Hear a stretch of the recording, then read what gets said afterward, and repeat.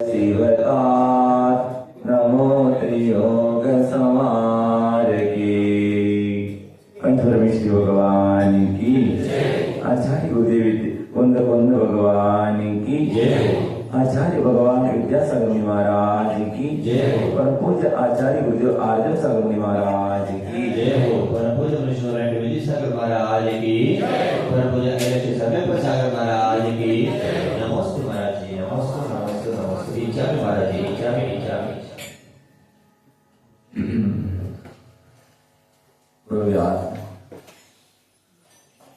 ಸಂಸಾರ ಬಹಳ ದೊಡ್ಡ ಯಾತ್ರೆ ಇದೆ. ಸಂಸಾರಿ ಜೀವವು ಬಹು ದುರ್ಲಭದಿಂದ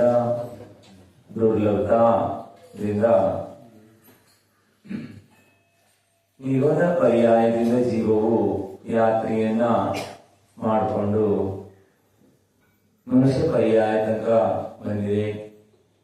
ಮನುಷ್ಯ ಪರ್ಯಾಯದಲ್ಲಿ ಯಾವ ರೀತಿ ಮನುಷ್ಯ ಪರ್ಯಾಯಕ್ಕೆ ಬರ್ತದೆ, ನರಕದಿಂದ ಯಾವ ರೀತಿ ಜೀವವು ಮನುಷ್ಯ ಪರ್ಯಾಯಕ್ಕೆ ಯಾವ ಪ್ರಕಾರವಾಗಿ ಬರ್ತದೆ, ನರಕದಲ್ಲಿ ಅಸಾಧ್ಯವಾದಂತಹ ದುಃಖವನ್ನ ಜೀವ ಸಹನ ಮಾಡಿಕೊಂಡು ನರಕದಲ್ಲಿ ಅಪಮೃತ್ಯು ಆಗೋಲ್ಲ, ಅಕಾಲ ಮರಣ ಆಗೋಲ್ಲ, ಮತ್ತು ಯಾರೂ ಸಹ ಅಲ್ಲಿ ದುಃಖವನ್ನ ದೂರ ಮಾಡುವಂತರು ಯಾರೂ ಸಹ ನಮ್ಮ ಆಪ್ತರಾದಂತರು ನಮ್ಮ ಹಿತರಕ್ಷಕರಾದರು ಯಾರೂ ಸಹ ನರಕಿ ಜೀವಿಗಳನ್ನ ರಕ್ಷಿಸುವವರು ಯಾರೂ ಇಲ್ಲ. ಒಂದನೇ ನರಕದಲ್ಲಿ ಕಡಿಮೆ ಎಂದರೂ ಸಹ ಅಲ್ಲಿ 10,000 ವರ್ಷ ಆಯು. ಉತ್ಕೃಷ್ಟ ಅಂತ ಹೇಳಿದ್ರೆ 1,000 ಆಯು. ಹಾಗೆ ರತ್ನಪ್ರಭಾ, ಸರ್ಕರಪ್ರಭಾ, ವಾಲುಕಾಪ್ರಭಾ, ಪಂಕಪ್ರಭಾ, ಹಾಗೆ ಧೂಮಪ್ರಭಾ, ತಮಪ್ರಭಾ, ಮಹಾತಮಪ್ರಭಾ ಈ ಪ್ರಕಾರವಾಗಿ 7 ನರಕಗಳಿದ್ದಾವೆ. ಇನ್ನು 2ನೇ ನರಕದಲ್ಲಿ ಎಷ್ಟಿದೆ ಉತ್ಕೃಷ್ಟ ಆಯು ಅಂದ್ರೆ 3,000 ಆಯು. ಮತ್ತು ಕಡಿಮೆ ಅಂತ ಹೇಳಿದ್ರು 2ನೇ ನರಕದಲ್ಲಿ 1,000 ಆಯು. ಅದಕ್ಕಿಂತ ಕಡಿಮೆ ಆಯುವಿಲ್ಲ. ಹಾಗೆಯೇ 3ನೇ ನರಕದಲ್ಲಿ ಕಡಿಮೆ ಅಂದ್ರೆ 3,000 ಆಯು ಮತ್ತು ಉತ್ಕೃಷ್ಟವಾಗಿ 7,000 ಆಯು ಪ್ರಾಪ್ತವಾಗ್ತದೆ. ಇದೇ ರೀತಿಯಾಗಿ 4ನೇ ನರಕದಲ್ಲಿ 10,000 ಆಯು. ಹಾಗೆ 5ನೇ ನರಕದಲ್ಲಿ 17,000 ಆಯು ಮತ್ತು 6ನೇ ನರಕದಲ್ಲಿ 22,000 ಉತ್ಕೃಷ್ಟವಾದ ಆಯು ಇದೆ. ಮತ್ತು 7ನೇ ನರಕದಲ್ಲಿ 33,000 ಉತ್ಕೃಷ್ಟವಾದಂತ ಆಯು ಇದೆ. ಮೊದಲನೇ ನರಕದ ಉತ್ಕೃಷ್ಟ ಆಯು ಕೆಳಗನೇ ನರಕದ ಜಗನ್ಯ ಆಯು ಆಗ್ತದೆ. ಇದರ ಮಧ್ಯದಲ್ಲಿ ಆ ಎಲ್ಲ ಆಯುಗಳು ಆವ ನರಕಗಳ ಜೀವಿಗಳಿಗೆ ಪ್ರಾಪ್ತವಾಗ್ತದೆ. ಭಯಂಕರವಾದಂತ ನರಕದಲ್ಲಿ ಜೀವವು ಅಸಾಧ್ಯವಾದಂತ ವೇದನೆಯನ್ನ ಸಹನ ಮಾಡಿಕೊಳ್ತಾ ನರಕದಲ್ಲಿ ಜೀವ ಈ ಪ್ರಕಾರವಾಗಿ ಕಳೀತಾ ಇರ್ತದೆ. 1,000 ಅಂತ ಹೇಳಿದರೆ ಬಹಳ ದೊಡ್ಡದಾದಂತದಿದೆ ಬಂಧುಗಳೇ, ಬಹಳ ದೊಡ್ಡದಾದಂತದಿದೆ ಸಾಗರ ಅಂತ ಹೇಳಿದ್ರೆ. ಹಾಗೆ ಕೇವಲ ಮನುಷ್ಯ ಭೋಗದಲ್ಲಿ 100 ವರ್ಷದ ಆಯು ಕಡಿಮೆ ಇರುವಂಥದ್ದು. ಎಂತ 100 ವರ್ಷದ ಅವಧಿಯಲ್ಲಿ ಸುಖವನ್ನ ಪ್ರದಾನ ಮಾಡತಕ್ಕಂಥ, ದುಃಖವನ್ನ ದೂರ ಮಾಡತಕ್ಕಂಥ ಧರ್ಮವನ್ನ ಯಾವ ಜೀವವು ತ್ಯಾಗವನ್ನು ಮಾಡ್ತಾರೆ, ಧರ್ಮವನ್ನ ತ್ಯಾಗ ಮಾಡಿ ಪಾಪದಲ್ಲಿ ತನಿಯರಾಗ್ತಾರೆ. ಪಾಪ ಕಾರ್ಯದಲ್ಲಿ 5 ಪಾಪಗಳಲ್ಲಿ, 7 ವ್ಯಸನಗಳಲ್ಲಿ, ಬಹಳಷ್ಟು ಆರಂಭಾದಿ ಪರಿಗ್ರಹಗಳನ್ನ ಸಂಗ್ರಹ ಮಾಡುವುದರಲ್ಲಿ ಸಂಕ್ಲೇಶ ಪರಿಣಾಮವನ್ನ ರಾಗ, ದ್ವೇಷ, ಕ್ರೋಧ, ಮಾನ, ಮಾಯಾದಿ ಲೋಭಗಳನ್ನ ಮಾಡ್ತಾ ಜೀವವು ನರಕದಲ್ಲಿ ಹೋಗಿ ದುಃಖವನ್ನ ಅನುಭವಿಸುತ್ತದೆ. ಭವ್ಯಾತ್ಮರು ಮಂದ ಕಷಾಯ ಉಳ್ಳವರಾಗಿ, ಕಷಾಯ ಮಂದ ಉಳ್ಳವರಾಗಿ, ಹಾಗೆ ಅವರು ಉತ್ತಮವಾದಂತಹ ಮನುಷ್ಯಭಾವದಲ್ಲಿ ಪಾಪಗಳನ್ನ ಜೀವನ ಪರ್ಯಂತವಾಗಿ ತ್ಯಾಗ ಮಾಡಿ ಮತ್ತು ಸುಖವನ್ನ ಪ್ರದಾನ ಮಾಡತಕ್ಕಂಥ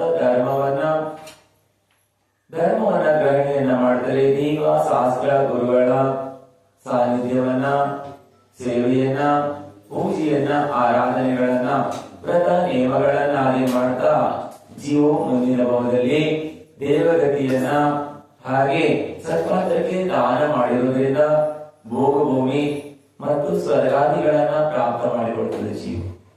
ಸಂಸಾರ ಯಾತ್ರಾ ಬಹಳ ಲಂಬವಾದಂಥದ್ದಿದೆ. ಬಹಳ ಜನರಿಗೆ ವಿಚಾರ ಬರ್ಬೋದು ಬಂಧುಗಳೇ. ಆದರೆ ಭವ್ಯಾತ್ಮರ ಉದ್ಧಾರಕ್ಕಾಗಿ, ಭವ್ಯ ಜೀವಿಗಳ ಕಲ್ಯಾಣಕ್ಕಾಗಿ, ಆದರೆ ಬಹಳ ನೋಡುವವರ ದೃಷ್ಟಿ ನಾನಾ ಪ್ರಕಾರವಾಗಿ, ನಾನಾ ವಿಚಾರವಾಗಿ, ಇದೇನು ತಪ್ಪಾದಂಥದಲ್ಲ. ಎಲ್ಲ ಜೀವಿಗಳು ಸಹ ಅವರವರ ಕರ್ಮಕ್ಕೆ ಅನುಗುಣವಾಗಿ, ಅವರವರ ವಿಚಾರಧಾರೆಗೆ ಯಾವ ಪ್ರಕಾರವಾಗಿ ಗೋಚರವಾಗ್ತದೆ ಆ ಪ್ರಕಾರವಾಗಿ ಜೀವವು ಅವರು ನೋಡುವಂಥದ್ದು ಮತ್ತು ತಿಳಿಯುವಂಥದ್ದು ಮಾಡುತ್ತಾರೆ. ಹಾಗೆ ಪ್ರತಿ ಜೀವಿಗಳಿಗೂ ಸಹ ತಮ್ಮದೇ ಆದಂತ ಕರ್ಮದ ಇರುವುದರಿಂದ ಎಲ್ಲರೂ ಸಹ ಒಂದೇ ದೃಷ್ಟಿಯಾಗಿ ನೋಡಲ್ಲ. ಆದರೆ ಗುರುಗಳು ಮಾತ್ರ ಎಲ್ಲರನ್ನೂ ಒಂದೇ ದೃಷ್ಟಿಯಿಂದ ನೋಡ್ತಾರೆ. ಎಲ್ಲ ಜೀವಿಗಳನ್ನು ಸಹ ಪಾಪಿಗಳಿಗೂ ಸಹ ಅವರು ಸಹ ಪುಣ್ಯಾತ್ಮರಾಗಲಿ, ಅವರು ಸಹ ದುಃಖದಿಂದ ದೂರವಾಗಲಿ.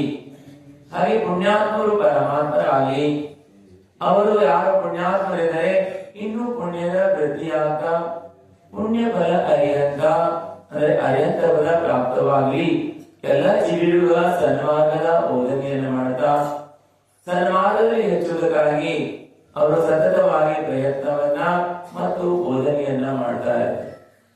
ಒಮ್ಮೆ ಆ ಸನ್ಮಾರ್ಗದಲ್ಲಿ ಹೆಚ್ಚುವಾಗ ಅವರಿಗೆ ಯಾರಿಗಾದ್ರೂ ಸಹ ಏನಾಗ್ತದೆ, ಕಿಂಚಿತವಾಗಿ ನೋವಾಗ್ತದೆ, ಬಹಳ ಆಗ್ತದೆ. ಆದ್ರೆ ಯಾರಿಗೂ ಸಹ ನೋವು ಮಾಡುವುದಕ್ಕಾಗಿ ಯಾವೇ ಜೀವಿಗಳಿಗೆ ದುಃಖವನ್ನ ಕೊಡುವಂತ ದೃಷ್ಟಿ ಗುರುಗಳಿಗಿರೋಲ್ಲ. ಆ ರೀತಿಯಾಗಿ ಅಪೇಕ್ಷೆ ಇಟ್ಕೊಂಡವರು ಲೌಕಿಕವಾದಂತ ಅಪೇಕ್ಷವನ್ನ, ಯಾವುದಾದ್ರೂ ಖ್ಯಾತಿ, ಲಾಭ, ಮಾನ, ಸನ್ಮಾನ, ಪೂಜೆ, ಪ್ರತಿಷ್ಠಾ ಅಥವಾ ಯಾವುದಾದ್ರೂ ಅಪೇಕ್ಷೆ ಇಟ್ಕೊಂಡವರು ಮೇಲೆ ಅವರು ಯಾರಿಗಾದ್ರೂ ಮೇಲೆ ಅವರು ಏನಾದ್ರೂ ಜೋರಾಗಿ ಹೇಳಿದ್ರು ಸಹ ಮಹಾರಾಜ ಸಿಟ್ಟು ಮಾಡ್ಕೊಂಡ್ರು ಅಂತ.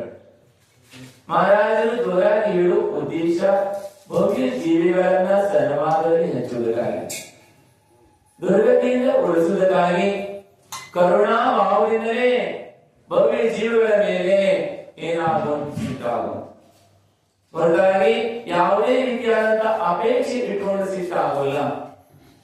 ಯಾವುದೇ ರೀತಿಯಾದಂತಹ ಲೌಕಿಕವಾದ ಯಾವುದೇ ಕಿಂಚಿತ ಅಪೇಕ್ಷೆ ಇರೋಲ್ಲ. ಒಂದು ವೇಳೆ ಯಾವುದೇ ಗುರು ಆಗಿದ್ದಾರೆ ಅಂತ ಹೇಳಿ ಗುರು ಸ್ಥಾನದಲ್ಲಿದ್ದವರಿಗೆ ಲೌಕಿಕವಾದಂತಹ ಅಪೇಕ್ಷೆಗಳು ಅಥವಾ ಅವರಲ್ಲಿ ಖ್ಯಾತಿ, ಲಾಭ ಅಥವಾ ಪೂಜಾದಿಗಳ ಸನ್ಮಾನಗಳ ಆ ಜೀವಿಗಳೇನಾದ್ರೂ ಸಹ ಅಪೇಕ್ಷೆಗಳಾಯ್ತು ಅಂತ ಆದ್ರೆ ಆ ಜೀವಿಗಳಿಗೆ ಏನಾಗ್ತದೆ ಅಂದ್ರೆ ಗುರುಸ್ಥಾನದಲ್ಲಿ ಇರುವುದಕ್ಕೆ ಯೋಗ್ಯವಾಗಲ್ಲ. ಸತತವಾಗಿ ಸರ್ವ ಜೀವಿಗಳಿಗೆ ಯಾವ ಜೀವಿಯೂ ಸಹ ಬಾಧ ಆಗಬಾರದು. ಮನಸ್ಸಿನಿಂದ, ವಚನದಿಂದ, ಕಾಯದಿಂದ ಈ ಭಗವಾನ್ ದಿನ ಧರ್ಮದ ಪ್ರಭಾವನ ಆಗ್ತಾ ಇರಲಿ. ಇವತ್ತು ಪ್ರಭಾವನ ಧರ್ಮದ ಭಾವನ ಇದೆ. ದಿನ ಧರ್ಮದ ಪ್ರಭಾವನವಾಗ್ತಾ ಇರಲಿ ಅನ್ನುವಂಥದ್ದು ಧರ್ಮ ಭಾವನೆಯಿಂದ ಧರ್ಮನೆಲ್ಲವೂ ಜೀವ ಗ್ರಹಣೆ ಮಾಡಿ ಎನ್ನುವ ಉದ್ದೇಶದಿಂದಲೇ ಕೆಲವೊಂದು ಏನಾಗ್ತದೆ ಅವರಿಗೆ ಜೋರಾಗಿ ಹೇಳಲಿಕ್ಕಾಗ್ತದೆ. ಆದ್ರೆ ಕಿಂಚಿತವಾಗಿ ಕೆಲವು ಕ್ಷಣ ಮಾತ್ರ ಏನಾಗ್ತದೆ ಗುರುಗಳಿಗೆ ಸಿಟ್ಟು ಬರ್ತದೆ. ಆದ್ರೆ ಆಮೇಲೆ ಇರೋಲ್ಲ. ಯಾಕೆ ಸಿಟ್ಟು ಬರ್ತದೆ ಅಂತ ವಿಚಾರ ಮಾಡಬೇಕು. ಕೇವಲ ಮಹಾರಾಜ ಸಿಟ್ಟು ಮಾಡಿಕೊಂಡು ಅನ್ನೋದನ್ನ ಮಾತ್ರ ವಿಚಾರ ಮಾಡ್ತಾರೆ ಕೆಲವರು. ಯಾಕೆ ಸಿಟ್ಟು ಮಾಡ್ತಾ ಇದ್ದಾರೆ ಅಂತ ಹೇಳಿದ್ರೆ ಪಾಪವನ್ನ ಮಾಡ್ತಾ ಇದ್ದಾರೆ, ಪಾಪದಿಂದ ದೂರವಾಗ್ತಾ ಇಲ್ಲ, ಜ್ಞಾನವನ್ನ ಪ್ರಾಪ್ತ ಮಾಡ್ಕೊಳ್ತಾ ಇಲ್ಲ. ಜ್ಞಾನವನ್ನು ಪ್ರಾಪ್ತ ಮಾಡಿಕೊಳ್ಳಲಿ ಜೀವಿಗಳು ಹಿಂದೆ ಸರಿತಾ ಇದ್ದಾರೆ. ಅವ್ರಿಗೆ ಹೇಗಾದ್ರೂ ಮಾಡಿ ಅವರಿಗೆ ಸನ್ಮಾನದ ಜ್ಞಾನ ಪ್ರಾಪ್ತವಾಗಲಿ ಈ ಉದ್ದೇಶದಿಂದಲೇ ಕಿಂಚಿತ ಮಾತ್ರ.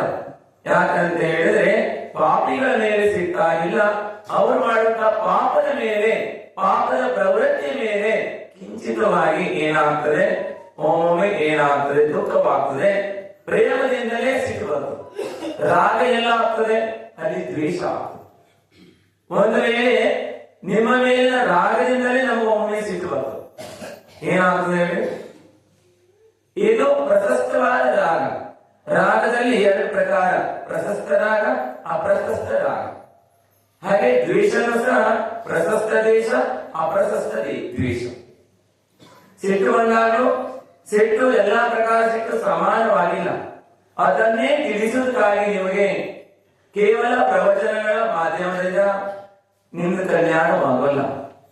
ಜಿನವಾಣಿಯನ್ನ ತೆರೆಯಬೇಕು, ಜಿನವಾಣಿ ನಿಮ್ಮ ಕಣ್ಣಿಗೆ ಬೀಳಬೇಕು ಅಂತ ಜಿನವಾಣಿ ಮಟ್ಟಕ್ಕೆ ಹೋಗ್ಬೇಕು ಅಂತ ಜಿನವಾಣಿಯನ್ನು ಹೇಗೆ ತಿಳಿಸಲಿಕ್ಕೆ ಸಾಧ್ಯ? ಅದಕ್ಕಾಗಿ ನಿಮ್ಮನ್ನ ಸಂಸ್ಕಾರಾದಿ ಶಿಬಿರಗಳಲ್ಲಿ, ಜೈನ ಧರ್ಮದ ಸಂಸ್ಕಾರವಾದಿ ಶಿಬಿರಾದಿಗಳನ್ನ ಮಾಡುವುದರಿಂದ ಲೌಕಿಕವಾದ ಮತ್ತು ಅಲೌಕಿಕವಾದಂತ, ನಾವು ಜೈನ ಕುಲದಲ್ಲಿ ಜನ್ಮ ಪಡೆದಿದ್ವಿ ಅಂದ್ರೆ ಜೈನ ಕುಲದಲ್ಲಿ ಜನ್ಮ ಪಡೆದಂತವರು ನಾವು ಮನುಷ್ಯ ಜನ್ಮವನ್ನು ಪ್ರಾಪ್ತ ಮಾಡಿಕೊಂಡಿದ್ರೆ ಮನುಷ್ಯ ಜನ್ಮದಲ್ಲಿ ಮನುಷ್ಯರಾಗಿ ಹೇಗೆ ನಾವು ಬದುಕಬೇಕು, ನಮ್ಮ ಆಚಾರ್ಯರು ಕೇವಲ ಮುಂದಿನ ಭವ ಮತ್ತು ನಿಶ್ಚಯ ಮಾತ್ರ ಹೇಳಿಲ್ಲ. ಹಾಗೇನೆ ವ್ಯವಹಾರವನ್ನು ಹೇಳಿದರೆ ವ್ಯವಹಾರದಲ್ಲೂ ಸಹ ಗೃಹಸ್ಥಿ ಶ್ರಾವಕರಾಗಿದ್ರು ಸಹ ಶ್ರಾವಕರು ಹೇಗೆ ಬದುಕಬೇಕು, ಹೇಗಿರಬೇಕು, ಯಾವ ರೀತಿಯಾದಂತಹ ಆಚಾರ ವಿಚಾರಗಳನ್ನು ಮಾಡಬೇಕು. ಒಂದು ವೇಳೆ ಮನುಷ್ಯನಾಗಿದ್ರು ಸಹ ಮನುಷ್ಯತ್ವವನ್ನು ಪ್ರಾಪ್ತ ಮಾಡಿಕೊಂಡು ಮನುಷ್ಯನಾಗಿ ನರನಾದವನು ನಾರಾಯಣ ಆಗುವಂತ ಯಾವ ರೀತಿಯಾಗಿ ಅದನ್ನು ಬದುಕಬೇಕು ಅನ್ನೋದನ್ನು ಸಹ ಅಂತ ಸಂಸ್ಕಾರಗಳನ್ನು ಹೇಳಿದ್ದಾರೆ. ಇಲ್ಲಿ ಯಾರು ಉತ್ತಮವಾಗಿ ಆಚಾರ ವಿಚಾರ ಸಂಸ್ಕಾರವುಳ್ಳವರಾಗಿ ಜೀವನವನ್ನ ಸಾಗಿಸ್ತಾರೋ ಇಹದಲ್ಲಿ ಸುಖವನ್ನ ಪ್ರಾಪ್ತ ಮಾಡಿಕೊಳ್ತಾರೆ, ಹಾಗೆ ಮುಂದಿನ ಭವದಲ್ಲೂ ಸಹ ಸುಖವನ್ನ ಪ್ರಾಪ್ತ ಮಾಡಿಕೊಳ್ತಾರೆ. ಇದೆಲ್ಲವನ್ನ ತಿಳಿಬೇಕಂತ ಹೇಳಿದ್ರೆ ಕೇವಲ ಪ್ರವಚನ ಮಾಧ್ಯಮದಿಂದಲ್ಲ, ಜೀವಿಗಳು ಮನ ಮುಟ್ಟುವ ತನಕ ಏನಾಗಲ್ಲ, ಜ್ಞಾನ ಆಗೋಲ್ಲ. ಅಂತ ಜ್ಞಾನ ಪ್ರಾಪ್ತವಾಗಬೇಕಂದ್ರೆ ಶಿಬಿರಾದಿಗಳಲ್ಲಿ ಬರಬೇಕು, ದಿನವಾಣಿಯನ್ನು ನೋಡಬೇಕು. ನಮ್ಮ ಉದ್ದೇಶ ನೀವೆಲ್ಲ ಜ್ಞಾನಿಗಳಾಗಬೇಕು, ನೀವೆಲ್ಲ ಮಹಾನರಾಗಬೇಕು, ಅಷ್ಟೇ ಅಲ್ಲ ನೀವೆಲ್ಲರೂ ಪರಮಾತ್ಮರಾಗಬೇಕು ಅನ್ನೋ ಉದ್ದೇಶದಿಂದಲೇ ನಿಮ್ಮ ಮೇಲೆ ಏನಾಗುವಂಥದ್ದು. ಒಮ್ಮೊಮ್ಮೆ ನೀವು ಬರೋಲ್ಲ ಅಂದಾಗ ಏನಾಗ್ತದೆ, ನಮಗೆ ಇಷ್ಟೆಲ್ಲ ಪ್ರಯತ್ನ ಮಾಡಿದ್ರು ಸಹ, ಇಷ್ಟು ದಿನಗಳ ಕಾಲ ಸತತವಾಗಿ ಹೇಳಿದ್ರು ಸಹ ಕೊಡದ ಮೇಲೆ ನೀರು ಕೊಂಚ ಹಾಕಿದಾಗೇನೆ ಕಿಂಚಿತೂ ಸಹ ಒಳಗಡೆ ಹೋಗಲ್ಲ ಅಂದಾಗ ಬಹಳ ದುಃಖವಾಗ್ತದೆ.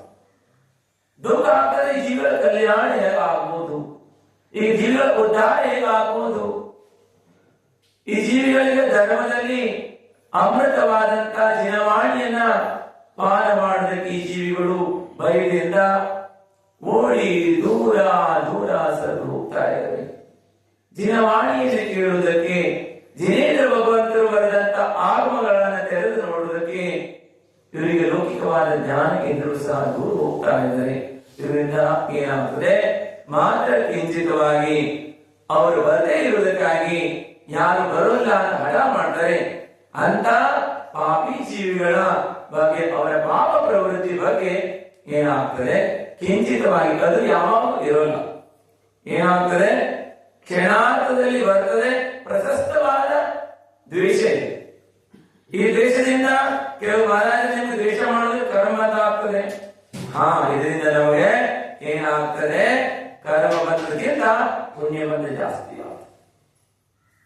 ಏನಾಗ್ತದೆ, ಅದು ಪುಣ್ಯ ಬಂದ ಜಾಸ್ತಿ ಆಗ್ತದೆ ಅನ್ನೋದನ್ನ ತಿಳ್ಕೊಳ್ಬೇಕಂದ್ರೆ ನಿಮ್ಗೆ ಹ್ಯಾಂಗ ತಿಳಿಸುದು? ನಾವು ಇದನ್ನ ಹೇಗೆ ತಿಳಿಸ್ಲಿಕ್ಕೆ ಸಾಧ್ಯ? ತಿಳಿಬೇಕಂದ್ರೆ ಜೀವವಾಣಿ ಓದಬೇಕು, ತಿಳ್ಕೋಬೇಕು. ಅಂತ ಜ್ಞಾನ ನಿಮಗೂ ಪ್ರಾಪ್ತವಾಗಬೇಕು. ಅಲ್ಲಿ ಇಲ್ಲಿ ನಾನಾ ಪ್ರಕಾರವಾಗಿ ನೋಡಿ, ಕೆಲವರೆಲ್ಲ ಪ್ರಚಾರಕ್ಕಾಗಿ ಕೆಲವರೆಲ್ಲ ಏನ್ ಮಾಡಿದ್ರು, ಕೆಲವರಲ್ಲಿ ವಿಡಿಯೋದಲ್ಲಿ ಮಾಡೋದಲ್ಲಿ ಅಥವಾ ನಿಧಿಯಲ್ಲಿ ನಡ್ಕೊಂಡು ಡೈಲಿ ವಿಚಾರಗಳನ್ನು ಮಾತಾಡ್ತಾ ಹೋಗ್ತಾರೆ. ಮಹಾರಾಜರು ಹೀಗೆ ಹೇಳಿದ್ರು, ಹೇಳಿದ್ರು ಹಾಗೆ ಹೇಳಿದ್ರು. ಯಾರಿಗೂ ಸಹ ಏನ್ ಹೇಳಿಲ್ಲ, ನಾವು ವೈಯಕ್ತಿಕವಾಗಿ ಯಾರಿಗೂ ಹೇಳಿಲ್ಲ. ಪಾಪವನ್ನ ಯಾರು ಪ್ರವೃತ್ತಿ ಉಳ್ಳವರಾದ್ರೆ ಅಂತ ಪಾಪವನ್ನ ತ್ಯಾಗ ಮಾಡ್ರಿ, ನೀವು ಪುಣ್ಯಾತ್ಮರಾಗ್ರಿ, ಪಾಪ ಪ್ರವೃತ್ತಿಯನ್ನು ಬಿಡ್ರಿ. ಹಾಗೆ ನೀವು ದುರ್ವಿಚಾರಗಳನ್ನ ದುರ್ಬುದ್ಧಿಯನ್ನು ಬಿಟ್ಟು ಸದ್ಬುದ್ಧಿಯನ್ನ ಪ್ರಾಪ್ತ ಮಾಡಿಕೊಳ್ಳ್ರಿ. ಈ ವಿಚಾರ ನಾವು ಸದಾ ಕಾಲ ಇವತ್ತಿನ ಉತ್ತಮವಾದಂತಹ ಕ್ಷಮಾ ಧರ್ಮವಿದೆ. ಕ್ಷಮಾ ಧರ್ಮದಂದು ತಮ್ಮೆಲ್ಲರಿಗೂ ಸಹ ನಿಮಗೆ 10 ದಿನಗಳ ಕಾಲ ದಶಲಕ್ಷಣ ಪರ್ವದಲ್ಲಿ ಪೂಜೆ ಪುನಸ್ಕಾರಗಳನ್ನು ಸತತವಾಗಿ ಮಾಡುವುದಕ್ಕಾಗಿ, ಮಾರ್ಗದರ್ಶನ ಮಾಡುವುದಕ್ಕಾಗಿ, ಹಾಗೆ ನಿಮ್ಮನ್ನ ಈ ಮಠದಲ್ಲಿ ನಿಮ್ಮನ್ನ ಪೂಜೆ ಪುನಸ್ಕಾರವನ್ನು ಮಾಡೋದಕ್ಕಾಗಿ ಕೇವಲ ನಿಮಗಷ್ಟೇ ಅಲ್ಲ, ವ್ಯವಸ್ಥಾಪಕರಿಗೆ, ವ್ಯವಸ್ಥೆ ಮಾಡುವಂತವರಿಗೆ, ಹಾಗೆ ಕಮಿಟಿಯ ಟ್ರಸ್ಟಿಯವರಿಗೆ ಮತ್ತು ಚಾತುರ್ಮಾಸ ಕಮಿಟಿಯವರಿಗೆ, ಎಲ್ಲಾ ಕಮಿಟಿಯವರಿಗೂ ಸಹ ಎಲ್ಲವರಿಗೂ ಸಹ ಕಿಂಚಿತವಾಗಿ ಕೆಲವ್ರ ಮೇಲೆ ಏನಾದ್ರೆ ವೈಯಕ್ತಿಕ ಯಾವ್ದು ವಿಚಾರವಿಟ್ಕೊಂಡು ನಾವು ಅವ್ರ ಮೇಲೆ ಸಿಟ್ಟು ಮಾಡಿಲ್ಲ. ಆದ್ರೆ ಧರ್ಮ ವಿಚಾರವನ್ನ ನಿಮ್ಮೆಲ್ಲರಿಗೂ ಧರ್ಮ ಧ್ಯಾನವನ್ನು ಮಾಡಿಸಬೇಕು, ದಿನವಾಣಿಯ ಪಾನವನ್ನು ಮಾಡಿಸಬೇಕು, ಧರ್ಮಾಮೃತದ ಪಾನವನ್ನು ಮಾಡಿಸಬೇಕು ಎಂದು ಉದ್ದೇಶ ಇಟ್ಟುಕೊಂಡು ಯಾರ ಮೇಲಾದ್ರೂ ನಾವು ಕ್ರೋಧಿತರಾಗಿ ಜೋರಾಗಿ ಮಾತಾಡದಿದ್ರೆ, ಹೇಳದಿದ್ರೆ 10 ದಿನಗಳ ಕಾಲ ಅಥವಾ ಚಾತುರ್ಮಾಸದ ಅವಧಿಯಲ್ಲಿ ಯಾರಿಗಾದ್ರೂ ಮನಸ್ಸಿಗೆ ಕಿಂಚಿತವಾಗಿ ಮನಸ್ಸ ವಾಚ ಕಾಯ ಯಾರಿಗಾದ್ರೂ ಮನದಲ್ಲಿ ಇದ್ರೆ ಪ್ರತ್ಯಕ್ಷವಾಗಿ ಪರೋಕ್ಷವಾಗಿ ನಮ್ಮ ಶಬ್ದಗಳನ್ನು ಕೇಳಿ ಅಥವಾ ಯಾರಿಗಾದ್ರೂ ದ್ವೇಷಭಾವ ಆದ್ರೆ ಅಂತ ಜೀವಿಗಳಿಗೆ ಒಳ್ಳೆಯದಿದ್ರೆ ಗ್ರಹಣೆ ಮಾಡಿ. ಮತ್ತು ನಮ್ಮೇನೇನಾದ್ರೂ ನಿಮಗೆ ರಾಗದ್ವೇಷ ಉತ್ಪನ್ನ ಆಗುವಂಥದ್ದು ಅಥವಾ ನಿಮಗೆ ವಿಕಲ್ಪವಾಗುವಂಥದ್ದು ಏನಾದ್ರೂ ನಿಮ್ಮ ಮನಸ್ಸಿಗೆ ಬಂದ್ರೆ ಅಂತದನ್ನ ನಮ್ಗೆ ವಾಪಸ್ ಕೊಡ್ರಿ. ಎಲ್ಲಾ ಜೀವಿಗಳಲ್ಲಿ ಎಲ್ಲರಿಗೂ ಉತ್ತಮ ಕ್ಷಮ. ಮೊದಲನೇದಾಗಿ ಸಬ್ಕೋ ಕ್ಷಮ ಸಬಸಿ ಕ್ಷಮ, ಸಭಿ ಜೀವೋಸೆ ಎಲ್ಲರೂ ಉತ್ತಮವಾದಂತ ಕ್ಷಮ. ಕ್ಷಮ ಉತ್ತಮವಾದಂತ ಧರ್ಮವಿದೆ, ನಮ್ಮ ಆತ್ಮ ಧರ್ಮವಿದೆ.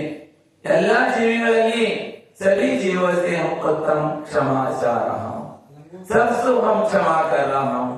अनादि काल से हम ज्ञान से आगे आने जाने से और अज्ञान से, प्रमाद से और किसी को भी दुख पहुंचाया होगा हमने, इस भाव से हो और पिछले के भाव से हो, अनंत भाव से हम संसार से क्या क्या किया नहीं, अनंत भावದಿಂದ ನಾವು ಏನೇನು ಮಾಡಿಲ್ಲ ಎಲ್ಲಾ ಪಾಪವನ್ನು ನಾವು ಮಾಡ್ಕೊಂತ ಬರ್ತಾ ಇದೀವಿ.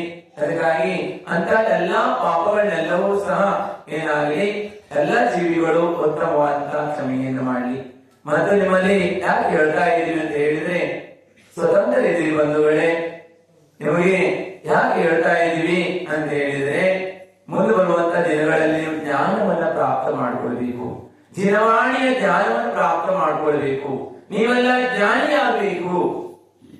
ಏನಾಗಬಾರ್ದು? ಜ್ಞಾನಿಗಳಾಗಬೇಕು.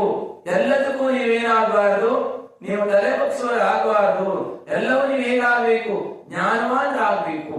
ಎಲ್ಲಿ ರಿಯಲಿ ಇದೆ ಅಲ್ಲಿ ಅಂತದನ್ನ ಗ್ರಹಣೆ ಮಾಡುವಂತ ಜ್ಞಾನ ನಿಮ್ಗೆಲ್ಲರಿಗೂ ಪ್ರಾಪ್ತವಾಗಲಿ, ಅಂತ ಸಜ್ಞಾನ ಪ್ರಾಪ್ತವಾಗಲಿ, ಸನ್ಮಾನ ಪ್ರಾಪ್ತವಾಗಲಿ, ಸದ್ಬುದ್ಧಿ ಪ್ರಾಪ್ತವಾಗಲಿ ಅನ್ನೋ ಉದ್ದೇಶದಿಂದಲೇ ಚಾತುರ್ಮಾಸ ಅವಧಿಯಲ್ಲಿ ನಾವು ಬಹಳ ಭಾವನೆಯನ್ನು ಮಾಡಿದ್ವಿ.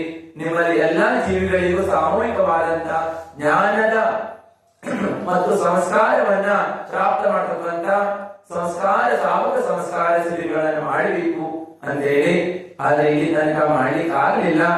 ಆದ್ರೆ ನಮ್ಮ ಭಾವನೆ ಮಾಡಿದ್ರು ಸಹ ನಿಮಗೆ ಜ್ಞಾನವನ್ನು ಪ್ರದಾನ ಮಾಡತಕ್ಕಂತ ಅವಸರಗಳು ಎಲ್ಲ ಸಮಯದಲ್ಲೂ ನಾವು ಯಾವುದೇ ಮಾಡಬೇಕಂತ ವಿಚಾರ ಮಾಡಿದಾಗೆಲ್ಲವೂ ಸಹ ನಮ್ಮ ಕರ್ಮವಿದೆ ಅಡ್ಡ ಬರ್ತದೆ.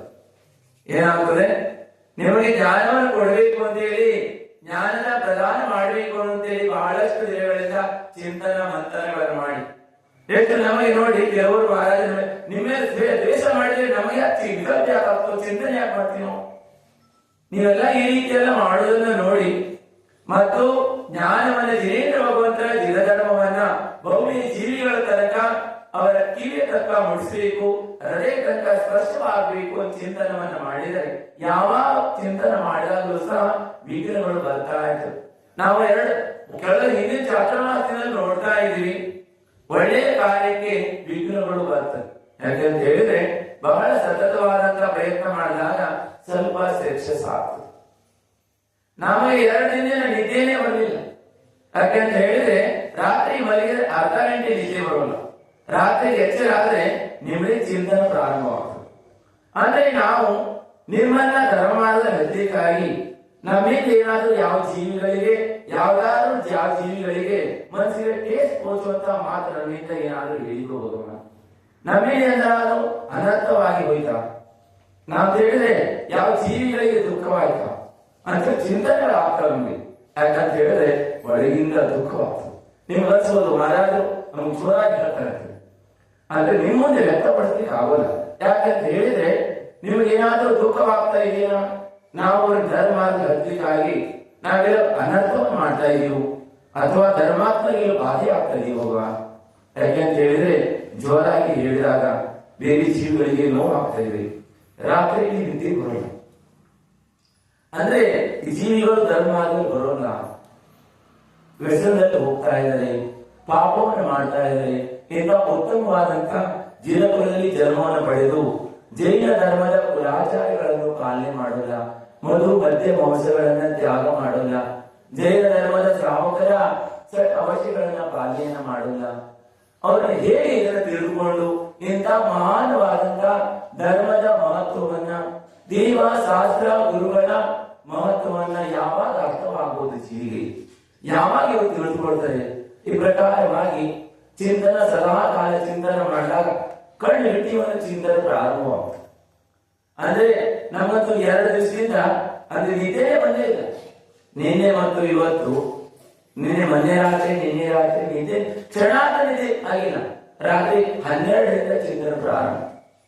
ಆದ್ರೆ ಅರ್ಧ ಗಂಟೆ ಅಷ್ಟೇ ನಿದ್ದೆ ಬರ್ತದೆ, ಮತ್ತು ಪುನಃ ಚಿಂತನೆ 12ರಿಂದ 3 ತನಕ ಕಣ್ಣೆ ಮುಚ್ಚಲಿಕ್ಕೆ ಆಗಿಲ್ಲ. ಪುನಃ ಚಿಂತನೆ ಮಾಡಿ, ಮೈಂಡಿ ಧ್ಯಾನ ಮಾಡಿ, ಸಮಯಕ್ಕೆ ಧ್ಯಾನ. ಹಾಗೆ ಪ್ರತಿಕ್ರಮಣ 3 ಸಲ ಪ್ರತಿಕ್ರಮಣ ಮಾಡುವಾಗ ನಾವೆಲ್ಲರಲ್ಲಿ ಸಮಯ ಆಚರಣೆ ಮಾಡ್ತೀವಿ. ಎಲ್ಲಾ ಜೀವಿಗಳಲ್ಲಿ, ಈ ಕೇಂದ್ರದಿಂದ ಪಂಚೇಂದ್ರ ಜೀವಿಗಳಲ್ಲಿ, ಆಗ 5 ವ್ರತಗಳಲ್ಲಿ, ಹಾಗೆ ವಿರಾದ ಆದ್ರೆ, ದೋಷವಾದ್ರೆ, ಒಂದು ವೇಳೆ ಮನಸ್ಸು ಏನಾದ್ರೂ ವಚನದಿಂದ ಶಬ್ದ ಉಚ್ಚಾರಣ ತಪ್ಪು ಉಚ್ಚಾರಣೆಗಳಾದ್ರೆ, ಅಥವಾ ನಮ್ಮಿಂದ 5 ಪಾಪಗಳೇನಾದ್ರೂ ಆಗಿದೆ, ಹೇ ಭಗವಾನ್ ನಮ್ಮನ್ನ ಕ್ಷಮಾ ಮಾಡು, ಎಲ್ಲಾ ಜೀವಗಳು ಕ್ಷಮಾ ಮಾಡು.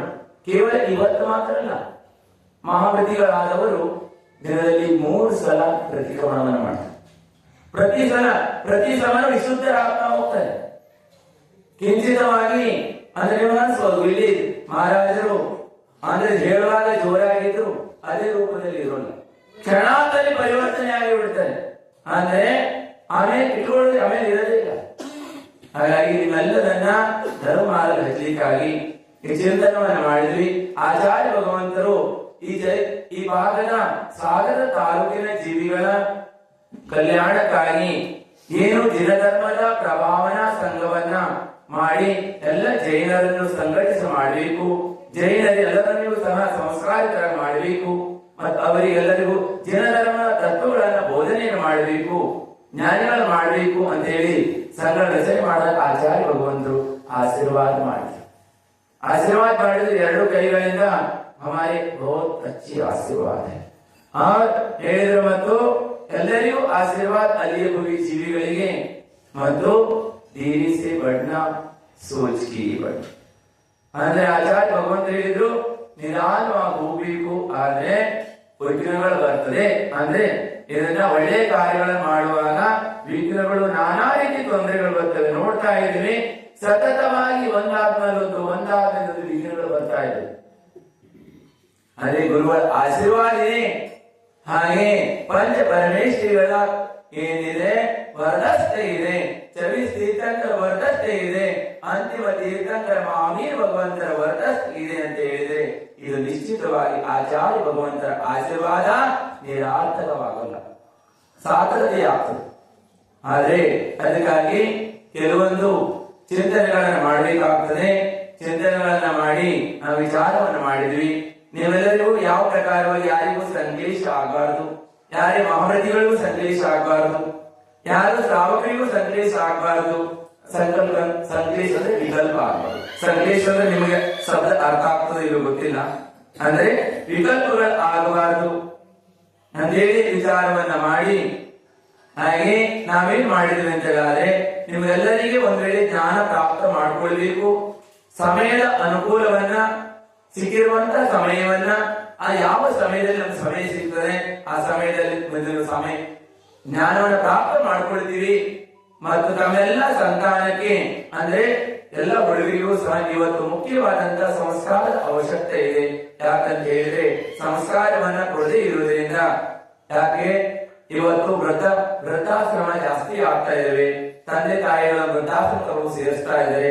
ತಂದೆ ತಾಯಿಯವರಿಗೆ, ಅಜ್ಜ ಅಜ್ಜಿಯವರಿಗೆ, ಹಾಗೆ ಬಂಧುಗಳಿಗೆ, ಅತ್ತೆ ಮಾವ ಪರಿವಾರದವರಿಗೆ ಯಾವ ಪ್ರಕಾರವಾಗಿ ಇರಬೇಕು, ಅವರೊಂದಿಗೆ ಯಾವ ರೀತಿ ವಿನಯವಾಗಿ ಮಾತಾಡಬೇಕು, ಗೌರವವಾಗಿ ಮಾತಾಡಬೇಕು ಅಂತ ಒಂದು ಗೌಣವಾಗ್ತಾ ಹೋಗ್ತಾ ಇದೆ ಇವತ್ತು.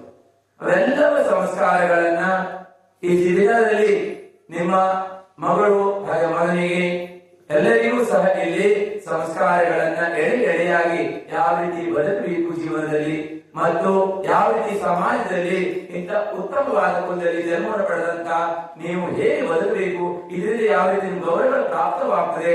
ಒಬ್ಬ ಜೈನನಾದಂತವನು ಎಲ್ಲಿ ಹೋದ್ರೂ ಸಹ ಜೈನ ಧರ್ಮವನ್ನ ಪಾಲನೆ ಮಾಡತಕ್ಕಂತ, ದಿನತತ್ವವನ್ನ ಪಾಲನೆ ಮಾಡತಕ್ಕಂಥವನು ಆತನು ಎಲ್ಲೇ ಇರಲಿ, ಹಾಗೆ ಲಕ್ಷಾಂತರ ಅಜೈನರು ಹೊಂದಿದ್ರು ಸಹ ಆ ರತ್ನ ಏನಾಗ್ತದೆ, ಎದ್ದಿ ಹೊಳಿತಾ ಇರ್ತದೆ. ಇದು ಯಾವುದರ ಪ್ರಭಾವ? ಸಂಸ್ಕಾರದ ಪ್ರಭಾವ. ಅಂತ ಸಂಸ್ಕಾರವನ್ನ ನಿಮ್ಮ ಸಂತಾನಕ್ಕೆ ಕೊಡಬೇಕು ಮತ್ತು ನೀವು ಏನ್ ಮಾಡಬೇಕು, ಸಂಸ್ಕಾರಗಳನ್ನ ಪ್ರಾಪ್ತ ಮಾಡಿಕೊಳ್ಬೇಕು. ಸಂಸ್ಕಾರದಿಂದ ವಂಚಿತರಾಗಬೇಡ್ರಿ. ಅದಕ್ಕೆ ನಿಮ್ಮೆಲ್ಲರಿಗೂ ಭಾವನೆಗಳಿದ್ರೆ ನಾವು ವಿಚಾರವನ್ನ ಮಾಡಿದ್ವಿ. ಅಕ್ಟೋಬರ್ ರಾಜ್ಯದಲ್ಲಿ 10 ದಿನ ಶಿಬಿರವನ್ನ ಮಾಡಬೇಕು ಅಂತ ಹೇಳಿ ಎಲ್ಲರೂ ಕಮಿಟಿಯವರು ಸಮಾಜದವರು ಸಹ ಹೇಳ್ತಾ ಇದ್ರು. ಆದ್ರೆ ಅಕ್ಟೋಬರ್ದಲ್ಲಿ ಮಧ್ಯದಲ್ಲಿ ಪರಮ ಪೂಜ್ಯ ಪಾಯಸಾಗರ ಮಹಾರಾಜರು ಬೃಹಸ್ಪತಿ ಚಕ್ರ ಆರಾಧನೆ ಬಿಟ್ಟುಕೊಂಡಿದ್ದಾರೆ. ಹಾಗೇನಾಗಿ 7ನೇ ತಾರೀಕಿನಿಂದ 17ನೇ ತಾರೀಕಿನ ತನಕ ಇದು ಡೇಟ್ ಫಿಕ್ಸ್ ಆಗಿದೆ. ಹಾಗೆ ಆ ಕಾರಣದಿಂದ ಮತ್ತು ಅಕ್ಟೋಬರ್ 3ರಿಂದ ಅಕ್ಟೋಬರ್ 21, 22 ತನಕ ಅಷ್ಟೇ ಎಲ್ಲ ಮಕ್ಕಳೆಲ್ಲರಿಗೂ ಸಹ ಸುಟಿ ಇದೆಯಂತೆ, ರಜೆ ಇದೆಯಂತೆ. ಕೆಲವರಿಗೆ ಹಿಂದೆ ಮುಂದೆ ಹೆಚ್ಚು ಕಡಿಮೆ ಇರವೆ ರಜೆಗಳು. ಆದ್ರೆ ಸಾಮೂಹಿಕವಾದಂತ ಒಂದು ಲಾಭ ತಗೊಳ್ಬೇಕಂದ್ರೆ ಎಲ್ಲ ಒಬ್ಬೊಬ್ಬರಿಗೆ ಬೇಕಾದಂತ ಸಮಯವನ್ನು ಫಿಕ್ಸ್ ಮಾಡ್ಲಿಕ್ಕೆ ಆಗೋಲ್ಲ. ಸಾಮೂಹಿಕ ಲಾಭವನ್ನ ಸಾಮೂಹಿಕವಾದಂತ ಒಂದು ವ್ಯವಸ್ಥೆಗೆ ಸಮಯಕ್ಕೆ ಅನುಗುಣವಾಗಿಯೇ ಅದನ್ನ ಉಪಯೋಗ ಮಾಡಿಕೊಳ್ಳಲಾಗ್ತದೆ. ಅದಕ್ಕಾಗಿ ನಾವು ವಿಚಾರವನ್ನ ಮಾಡಿದ್ವಿ. ನೀವೆಲ್ಲರೂ ಸಹ ಈ ಸಮಯಕ್ಕೆ ಅನುಗುಣವಾಗಿ ಬರ್ತೀವಿ ಅಂತ ಹೇಳಿದ್ರೆ ಒಂದು ಶಿಬಿರದ ಡೇಟ್ ಅನ್ನು ಫಿಕ್ಸ್ ಮಾಡುವಂತ. ಯಾವಾಗ ಅಂತ ಹೇಳಿದ್ರೆ 3ನೇ ತಾರೀಕಿನ ಶುರು ಮಾಡುವಂಥದ್ದು. 3, 4, 5, 6, 7ಕ್ಕೂ ಮಾಡಬಹುದು ಅಂತ ಹೇಳಿದ್ರು ನಾಗರಾಜಿ ಕಾರ್ಯದರ್ಶಿಗಳು. ಚಿಂತೆ ಮಾಡಿದ್ವಿ 7ನೇ ತಾರೀಕಲ್ಲಿ ಕೇವಲ ಘಟಯಾತ್ರ ಇರುವಂತದ್ದು, ವಿಧಾನ ಏನು ಇರಂಗಿಲ್ಲ, ಸಂಕ್ಷೇಪ ಸುದ್ದಿ ಎಲ್ಲ ಮಾಡ್ತಾರೆ ಅಷ್ಟೇ ಇರುವಂತದ್ದು. 7 ತನಕ ಮಾಡಬಹುದು ಅಂತ ನಮ್ಮ ಸೆಕ್ರೆಟರಿ ಕಾರ್ಯದರ್ಶಿಯವರು ಹೇಳಿದ್ರು, ಸಂಘದ ಕಾರ್ಯದರ್ಶಿಯವರು ಮತ್ತೆ ಕಥಮಸ ಕಾರ್ಯದರ್ಶಿಯವರು. ಮತ್ತು ಇನ್ನೇ ಶಿಬಿರ ಬಂದ್ ಮಾಡುವುದು 4 ದಿವಸ 5 ದಿವಸ ಮಾಡಿ 3, 4, 5, 6, 7ನೇ ತಾರೀಕು 7ನೇ ತಾರೀಕು ಸ್ಟಾಪ್ ಮಾಡಿ ಎಕ್ಸಾಮ್ ಮಾಡೋಲ್ಲ. ಎಷ್ಟು ವಿಷಯವನ್ನ ಜ್ಞಾನ ಕೊಡ್ಲಿಕ್ಕೆ ಆಗ್ತದೆ ಅಷ್ಟು ವಿಷಯವನ್ನ ಸಮಯಕ್ಕೆ ಅನುಗುಣವಾಗಿ ಕ್ಲಾಸ್ಗಳಾಗ್ತದೆ, ಕೊಳ್ಳಾಗ್ತದೆ. ಮತ್ತು ಪುನಃ ಅಲ್ಲಿ 17ಕ್ಕೆ ಕಾರ್ಯಕ್ರಮ ಮುಗಿದದು. 18ರಿಂದ ತಿರ್ಗಾ ಮುಂದಿನ ಕ್ಲಾಸ್ಗಳನ್ನ ಮುಂದುವರಿಸುವಂಥದ್ದು. 18, 19, 20, 21, 22 ತನಕ 21 ತನಕ ಈ ಪ್ರಕಾರ. ಆಮೇಲೆ ಒಂದು 4 ದಿವಸ ಮತ್ತೊಂದು 5 ದಿವಸ. ಈ ಪ್ರಕಾರ ಒಂದು 8, 9 ದಿವಸ 10 ದಿವಸ ಶಿಬಿರವನ್ನ ಅಂದ್ರೆ ಮೊದಲು ಮಾಡಿ ಆಮೇಲೆ ಯಾರು ನಿಮಗೆ ಸಿದ್ಧಚಕ್ರ ವಿಧಾನ ಮಾಡ್ಲಿಕ್ಕೆ ಹೋಗೋರಿದ್ದೀರಿ, ಅಲ್ಲಿ ಪೂಜೆಯಲ್ಲಿ ಭಾಗವಹಿಸಿದ್ರಿ ಅಂತವರಿಗೆಲ್ಲ ಸಹ ಮುಕ್ತವಾದ ಅವಕಾಶ ನಿಮ್ಗೆ ಹೋಗ್ಬೋದು. ಅಂದ್ರೆ ಯಾರಿಗೂ ಸಹ ವಿಕಲ್ಪಗಳು ಆಗಬಾರದು. ಅದು ಧರ್ಮ ಪ್ರಮಾಣವಾಗಿ ಸಿದ್ಧಚಕ್ರ ವಿಧಾನವನ್ನ ಎಲ್ಲ ಬೆಳಿಗ್ಗೆ ಸಿದ್ಧತ್ವವನ್ನ ಪ್ರಾಪ್ತ ಮಾಡ್ಕೊಳ್ಳಿ. ಆಮೇಲೆ ಮತ್ತೆ ಅದು ಮುಗಿದ ಮೇಲೆ ನೀವಿಲ್ಲಿ ಒಂದು ಮುಂದಿನ ಶಿಬಿರದ ದಿನಗಳನ್ನ ಶಿವರಾತ್ರಿಯವರೆಲ್ಲರೂ ಸಹ ನೀವು ಬರ್ತೀವಿ ಅಡ್ಜಸ್ಟ್ ಮಾಡ್ಕೊಂಡ್ರೆ ಸಮಯವನ್ನ ಮಾಡ್ಕೊಂಡು ನಾವು ಬರ್ತೀವಿ ಅಂತ ಹೇಳಿದ್ರೆ ಶಿಬಿರದ ಡೇಟ್ ಅನ್ನ ಘೋಷಣೆಯನ್ನ ಮತ್ತು ಅದನ್ನ ಮುಂದಿನ ವ್ಯವಸ್ಥೆಗಳನ್ನ ಮಾಡಲಾಗುವುದು. ಅದಕ್ಕಾಗಿ ಪಬ್ಲಿಕ್ ಅನ್ನೇ ಕೇಳಲಾಗ್ತಾ ಇದೆ. ಯಾಕಂದ್ರೆ ಶಿಬಿರಕ್ಕೆ ಬರುವವರು ನೀವು ಬರುವವರಿದ್ದೀರಿ, ನಿಮ್ಮ ಮಕ್ಕಳು ಬರುವವರಿದ್ದಾರೆ, ಹೌದಲ್ಲ? ಶಿಬಿರವನ್ನು ಸಹ ಸಮಯ ಹೇಗೆ ಅಂದ್ರೆ ನಾವೇ ರೀತಿಯಾದ ಸಮಯಕ್ಕಿಲ್ಲ. ನಮ್ಮ ಶಿಬಿರದಲ್ಲಿ ಸಮಯೇಶ್ವರ ಕ್ಲಾಸ್ ಆಗ್ತದೆ, ಸಮಯೇಶ್ವರ ಬಿಲ್ಡ್ ಆಗ್ತದೆ. ಅಂದ್ರೆ ಸಮಯವನ್ನು ಇನ್ನು ಮುಂದೆ ಮಾಡ್ರೆ ಶಿಕ್ಷಕರಿಗೆ ನಾವು ಕ್ಲಾಸ್ ಮಾಡುವಂತವರಿಗೆ ಕೇಳಿಲ್ಲ. ಅಂದ್ರೆ 10 ನಿಮಿಷ 15 ನಿಮಿಷ ಅಷ್ಟೇ, ಇನ್ನು ಮುಂದೆ ಆಯ್ತು. ಇಲ್ಲದಿದ್ರೆ ಸ್ವತಃ ನಾವು ಬರ್ತೀವಿ ಕ್ಲಾಸ್. ಯಾಕೆಂದ್ರೆ ನಾವೆಲ್ಲ ಅದೇ ಹಿಂದೆ 2 ಶಿಬಿರ ಅದೇ ರೀತಿ ಮೇನೇಜ್ ಮಾಡಿದ್ವಿ. ಯಾಕೆಂದ್ರೆ ಸಮಯವನ್ನ ಹೇಳುವ ಒಂದು ಸಮಯ, ಶುರು ಮಾಡುವ ಒಂದು ಸಮಯ ಇಲ್ಲ. ಕ್ಲಾಸ್ಗಳೆಲ್ಲ ಸಮಯ ಸರಿಯಾಗಿ ಕ್ಲಾಸ್ ಶುರುವಾಗ್ತದೆ, ಬಂದು ಅದೇ ಸಮಯಕ್ಕೆ ಆಗ್ತದೆ. ಈ ಪೂಜೆಯಲ್ಲಿ ಹೇಳಿದ ಒಂದು ಸಮಯ, ಹಾಗೆ ಮುಗಿಯುವ ಸಮಯ. ಇದು ದೊಡ್ಡ ಪೂಜೆ ಇದೆ, ವರ್ಷದಲ್ಲಿ ಒಮ್ಮೆ ಬರ್ತದೆ. ಪರ್ಮಿಷನ್ ಪರ್ವ ಹೊಸದಾಗಿ ಬಂದಂತವರು, ಹಾಗಾಗಿ ಇನ್ನು ಸ್ವಲ್ಪ ಇನ್ನು ಮುಂದೆ ಆಗ್ತದೆ. ಅದು ಶಿಬಿರದಲ್ಲಿ ಆ ರೀತಿ ಇಲ್ಲ, ಕರೆಕ್ಟ್ ಆಗಿ ಸಮಯಕ್ಕೆ ಆಗ್ತದೆ. ಬೆಳಿಗ್ಗೆ ನೋಡ್ರಿ 6 ಗಂಟೆಗೆ ಅಭಿಷೇಕ ಶುರುವಾಗ್ತದೆ. ಅಭಿಷೇಕ ಶುರುವಾದ ಮೇಲೆ ಅಭಿಷೇಕ ಶಾಂತಿದಾನ ಆ ತಕ್ಷಣ ಏನಾಗ್ತದೆ, ಪೂಜೆ ಸ್ಟಾರ್ಟ್ ಆಗ್ತದೆ. ಪೂಜೆ ಸ್ಟಾರ್ಟ್ ಆದ್ರೆ ಪ್ರತಿಯೊಬ್ಬರಿಗೂ ಸಹ ಪೂಜೆ ಮಾಡುವಂತ ಪದ್ಧತಿಗಳನ್ನ ಹೇಗೆ ಮಾಡಬೇಕು ಅನ್ನೋದನ್ನೆಲ್ಲವನ್ನ ಕಲಿಸಲಾಗ್ತದೆ. ಪೂಜೆ ಒಂದು ಕ್ಲಾಸ್ ಇರ್ತದೆ, ಅದು ಸಹ ಎಷ್ಟು ಮುಗಿತದೆ ಅಂತ ಹೇಳಿದ್ರೆ 8, 8:30 ಏನಾಗ್ತದೆ, ಪೂಜೆ ಮುಗಿದೋಗ್ತದೆ. 8:30, 9 ಅಂದ್ರೆ ಇಲ್ಲ, 8:30, 9 ಅಂತ ಇಟ್ಕೊಳ್ಳಿ. 9 ಗಂಟೆನೆ ಹೇಳಿದೆ ಅಂದ್ರೆ ಸ್ವಲ್ಪ ತಿಳಿಸಿ ಹೇಳ್ಬೇಕಾಗ್ತದೆ. ಕೆಲವರಿಗೆಲ್ಲ ಗೊತ್ತಿಲ್ಲ. ಸಸ್ತಿ ತೆಗೆಯುವಾಗ ಕೆಲವರು ಮ್ಯಾಲಿಂದ ಕೆಳಗೆ ತೆಗಿತಾರೆ, ಕೆಲವರು ಈ ಮೂಲೆ ಹಿಡಿದ್ರೆ ಆ ಮೂಲೆ ತಗೊಂಡು ನಿಲ್ಲಿಸ್ತಾರೆ, ಈ ಮೂಲೆ ಹಿಡಿದ್ರೆ ಆ ಮೂಲೆ ತಗೊಂಡು. ಇದು ಶಾಸ್ತ್ರೀಯವಾದಂತ ವಿಧಿಯಲ್ಲ. ಇದೆಲ್ಲವನ್ನ ನಿಮಗೆ ಶಿಬಿರದಲ್ಲಿ ಕಲಿಸಲಾಗ್ತದೆ. ಸಸ್ತಿಕವನ್ನು ತೆಗೆಯುವಾಗ ಯಾವ ಬೆಳ್ಳ ತೆಗಿಬೇಕು, ಎಲ್ಲಿಂದ ಪ್ರಾರಂಭ ಮಾಡಬೇಕು, ಮತ್ತೆ ಎಲ್ಲಿ ಎಂಡ್ ಮಾಡಬೇಕು, ಈ ಸಸ್ಯದ ಅರ್ಥ ಏನಿದೆ, ಓಮನ ಅರ್ಥ ಏನಿದೆ, ಪೂಜೆಯನ್ನು ಹೇಗೆ ಇಡಬೇಕು, ಯಾವ ಪ್ರಕಾರ ಇಡಬೇಕು, ಪೂಜೆ ಮಾಡುವಾಗ ಯಾವ ರೀತಿ ಮಾಡಬೇಕು, ಸ್ಥೂಲದಲ್ಲಿ ಯಾವ ರೀತಿ ಸ್ಥಾಪನೆ ಮಾಡಬೇಕು, ಯಾವ್ಯಾವ ದ್ರವ್ಯ ಹೇಗೆ ಏರಿಸಬೇಕು, ಎಲ್ಲದರ ಮಾಹಿತಿಗಳನ್ನ ಶಿಬಿರದಲ್ಲಿ ಕೊಡಲಾಗ್ತದೆ.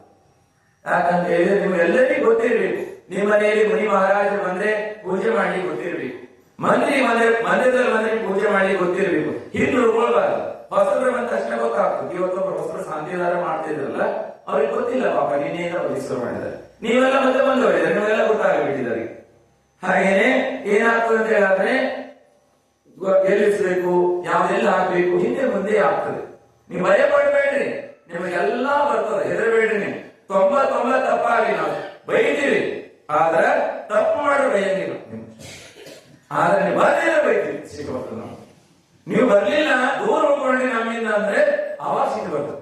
ನಾವು ಹತ್ತಿರ ಬರೋದು ನೀವು ಬೇಕಾದ್ರೆ 99 ತಪ್ಪು ಮಾಡ್ರಿ ಬೇಕಾದ್ರೆ, ಆದ್ರೆ ಅದಕ್ಕೆಲ್ಲದಕ್ಕೂ ಕ್ಷಮ ಆಯ್ತು. ನಮ್ದು ಅದು ದೂರ ಇದ್ರೆ ಮಾತ್ರ ನಮ್ದು ಕ್ಷಮ ಇಲ್ಲೇ ಇಲ್ಲ. ಹಾಗಾಗಿ ನೀವು ಈ ರೀತಿಯಾಗಿ ಮತ್ತು 9 ಗಂಟೆಗೆ ಬಿಡಲಾಗ್ತದೆ. 9 ಗಂಟೆಗೆ ಹೋದ್ರೆ ಮಧ್ಯಾಹ್ನ 2 ಗಂಟೆಗೆ ಸ್ಟಾರ್ಟ್ ಆಗ್ತದೆ. 2 ಗಂಟೆಗೆ ಸ್ಟಾರ್ಟ್ ಆದ್ರೆ ನೀವು ಮನೆಗೆ ಹೋಗಿ ಮನೆ ಕೆಲಸ ಎಲ್ಲ ಮಾಡ್ಕೊಂಡು ಬರ್ಬೋದು ಅಂತ ಈ ಉದ್ದೇಶದಿಂದ ಕ್ಲಾಸ್ಗಳು ಈ ಪ್ರಕಾರ ಮಾಡಲಾಗಿದೆ. 8:30, 9 ಬಿಡಲಾಗ್ತದೆ. ನೀವು ಮನೆಯಲ್ಲಿ ಹೋಗಿ ನಿಮ್ ಕೆಲಸ ಮುಗಿಸ್ಕೊಂಡು 2 ಗಂಟೆಗೆ ಕರೆಕ್ಟ್ ಕ್ಲಾಸ್ ಸ್ಟಾರ್ಟ್ ಆಗ್ತದೆ. 2 ಗಂಟೆಯಿಂದ 3 ಗಂಟೆಗೆ ಬಂದ್ರೆ ಇಲ್ಲ ಕ್ಲಾಸ್. 2 ಗಂಟೆ ಅಂದ್ರೆ 2 ಗಂಟೆ 10 ನಿಮಿಷ ಇರುವ ಶಿಬಿರದ ಅದು ಶಿಬಿರಾರ್ಥಿಗಳು ಕೂತಿರ್ಬೇಕು. ಅದು ಇದು ಸಿಸ್ಟಮ್ ಇದು ಎಲ್ಲ. ಹಾಗೇನೆ ಮಧ್ಯದಲ್ಲಿ 1:30 ಗಂಟೆ ಅಷ್ಟೇ ಕ್ಲಾಸ್ ಮಾಡ್ತಾರೆ. 15 ನಿಮಿಷ ಬಿಡುಗೊಳ್ಳಲಾಗ್ತದೆ. ಮತ್ ಪುನಃ ಕ್ಲಾಸ್ ಆಗ್ತದೆ. 2ನೇ ಪೀರಿಯಡ್ 5:30 ಬಿಡಲಾಗ್ತದೆ. 5:30 ಬಿಟ್ರೆ ಹೋಗಿ ಅವರು ಹಾಸ್ಟೆಲ್ ಮಾಡ್ಕೊಂಡು ಬರ್ತಾರೆ. ಹಾಸ್ಟೆಲ್ ವ್ಯವಸ್ಥೆ ಇಲ್ಲೇ ಮಾಡಲಾಗ್ತದೆ ಸಂಜೆಯದು. ಮತ್ತು ಮಾಡ್ಕೊಂಡು ಬರ್ತಾರೆ. ತಕ್ಷಣ ಅರ್ಧ ಗಂಟೆ ಅಷ್ಟೇ ಗ್ಯಾಪ್, 3/4 ಗಂಟೆ ಗ್ಯಾಪ್ ಇರ್ತದೆ. ಮತ್ತೆ ಮಾಡ್ಕೊಂಡು ಬರೋದು ಭಕ್ತಿ ಸ್ಟಾರ್ಟ್ ಆಗ್ತದೆ. ಭಕ್ತಿ ಆದ್ಮೇಲೆ ದಿನದಲ್ಲಿ ಆಗಿರುವಂತ ಎಲ್ಲದನ್ನ ಸಂಘ ಸಮಾಧಾನಗಳನ್ನ ಪ್ರಶ್ನೋತ್ತರವನ್ನು 8:30 ಅಂತ ಇರ್ತದೆ. 8ರಿಂದ 8:30. ನೀವು ಅದಕ್ಕಿಂತ ಬೇಗ ಬಿಡ್ಬೇಕು ಅಂದ್ರೆ ಬಿಡ್ತಾರೆ, ಅರ್ಧ ಗಂಟೆ ಜಾಸ್ತಿ ಮಾಡ್ಬೇಕಾದ್ರೆ 8:30 ಅಂತ ತಗೊಂತಾರೆ. ಅದಕ್ಕಿಂತ ಮುಂದೆ ನಡೆಯೋಲ್ಲ ಕ್ಲಾಸ್. ಈ ಪ್ರಕಾರ ಹೇಳಿದರೆ ಕ್ಲಾಸ್ಗೆ ಬರುವಂತೆ ಎಲ್ಲರಿಗೆ ಉಚಿತವಾಗಿ ಎಲ್ಲಾ ವಸ್ತುಗಳನ್ನು ಕೊಡಲಾಗ್ತದೆ. ಎಲ್ಲವನ್ನೂ ಯಾರ್ಯಾರಿಗೆ ಇರಬೇಕು ಎಲ್ಲ ವಸ್ತುಗಳನ್ನ, ಡ್ರೆಸ್ ಇರಬಹುದು, ಪುಸ್ತಕ ಇರಬಹುದು, ಹಾಗೆ ಪೂಜೆ ಪಾತ್ರೆ ಇರಬಹುದು, ಎಲ್ಲವನ್ನು ಸಹ ಉಚಿತವಾಗಿ. ಕೆಲವು ಧಾರಣೆ ಇದೆ. ಈ ಶಿಬಿರವನ್ನು ಮಾಡ್ಲಿಕ್ಕಾಗಿ ಮಹಾರಾಜರು 10 ದಿನ ಶಿಬಿರ ಮಾಡಿದ್ರೆ 4-3-4 ಲಕ್ಷ ಖರ್ಚು ಮಾಡ್ತಾರೆ, ವೇಸ್ಟ್ ಮಾಡ್ತಾ ಇದ್ದಾರೆ. ಮಂದಿರ ಕಟ್ಟುವುದಿಲ್ಲ, ಮಂದಿರ ಕಟ್ಟುವುದಿದ್ರೆ. ಆದ್ರೆ ಅಜ್ಞಾನ ತಿಳುವಳಿಕೆ ಇಲ್ಲಿರುವಂತವ್ರು ಹೇಳ್ತಾರೆ, ಜ್ಞಾನ ಇಲ್ಲ ಅವರಿಗೆ. ಆದ್ರೆ ಜ್ಞಾನದ ಮಹತ್ವ, ಜ್ಞಾನದ ಮಹಿಮೆ, ಈ ಜ್ಞಾನದಿಂದಲೇ ದಿನಮಂದಿರ ಕಟ್ಟುವುದರಿಂದ ಏನು ಪ್ರಯೋಜನ ಇಲ್ಲ. ಆದ್ರೆ ದಿನಮಂದಿರ ಪ್ರಯೋಜನ ಯಾವಾಗ ಆಗ್ತದೆ? ಯಾರು ಜ್ಞಾನಿಗಳಾಗ್ತಾರೆ, ಯಾರು ಜನರಿದ್ದಾರೆ, ಜನರ ಪೂಜೆ ಹೇಗೆ ಮಾಡಬೇಕು ಎಂದು ಗೊತ್ತಾಗಲೇ ಕಟ್ಟಿದ್ರೆ ಅವರು ಪ್ರಯೋಜನ. ಗೊತ್ತಿಲ್ಲದೆ ನಾವು ಜಿನಮಂದಿರ ಮಾಡಿಟ್ಟು ಹೋದ್ರೆ ಏನು ಪ್ರಯೋಜನ ಆಗಂಗಿಲ್ಲ.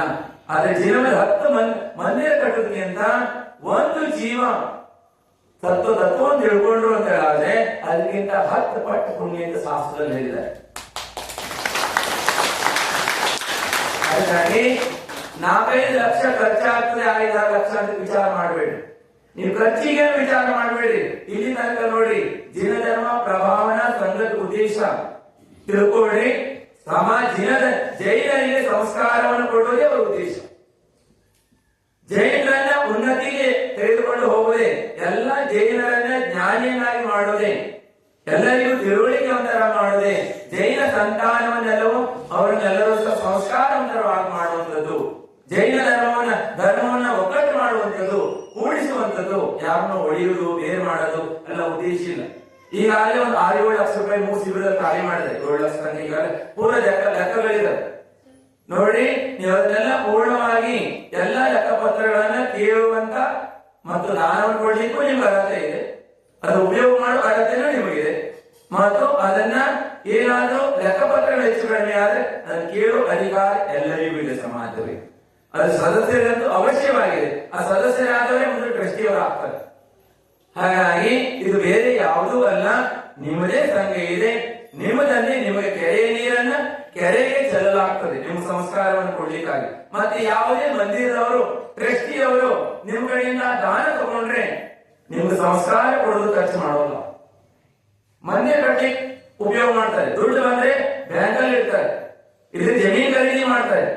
ಸಮಾಜದ ಉದ್ಧಾರಕ್ಕಾಗಿ, ಸಮಾಜದ ಸಂಸ್ಕಾರ ಕೊಡ್ಲಿಕ್ಕಾಗಿ ನಿಮ್ಮ ವಿಚಾರವನ್ನ, ನಿಮ್ಮ ಸಂತಾನದ ವಿಚಾರವನ್ನ, ನಿಮ್ಮ ಕಲ್ಯಾಣದ ವಿಚಾರವನ್ನ ಅವರು ಯಾರು ಮಾಡೋಲ್ಲ. ಆದ್ರೆ ಜಿನಧರ್ಮ ಸಮ್ಯಕ್ ಜ್ಞಾನ ಪ್ರಭಾವ ಸಂಘಕ್ಕೆ ಹಣ ಬರ್ತದೆ, ಅದರಲ್ಲಿರುವಂತಹ ಆ ವಸ್ತುಗಳನ್ನೆಲ್ಲವೂ ಸಹ ಜನರಿಗೆ ಉಪಯೋಗಕ್ಕಾಗಿ ಕೊಡಲಾಗ್ತದೆ.